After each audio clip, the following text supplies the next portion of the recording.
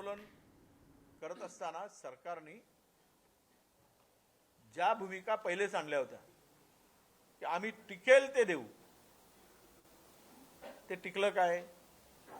भूमिका तर अशी मांडली, आता एक तरुण बंजारा समाजाचा जिंतूरमध्ये उपोषण करायसाठी बसलेला आहे गेली 4 दिवस।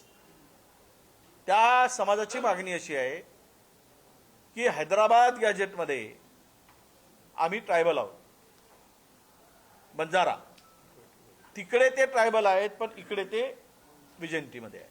मग हैदराबाद गॅजेट लागू करत असताना या अनेक जाती आता पुढे येतील, मग त्याचं काय होईल? ते लागू करणार का असा विषय येतो। त्यामुळे अनेक प्रश्न यातून निर्माण होणार आहेत। त्या प्रश्नाला सरकार कसं पुढे जाईल की भांडणं लावून ठेवतील आणि महाराष्ट्र अस्थिर करतील? मला तरी यातून एक दिसतंय की हे जे आरक्षणाच्या संदर्भात सरकारची भूमिका सगळ्या समाजाला डिस्टर्ब करून सगळ्या समाजाचं नुकसान करत असताना त्याला त्यामध्ये गुंतवून मूलभूत प्रश्नापासून पळ काढणं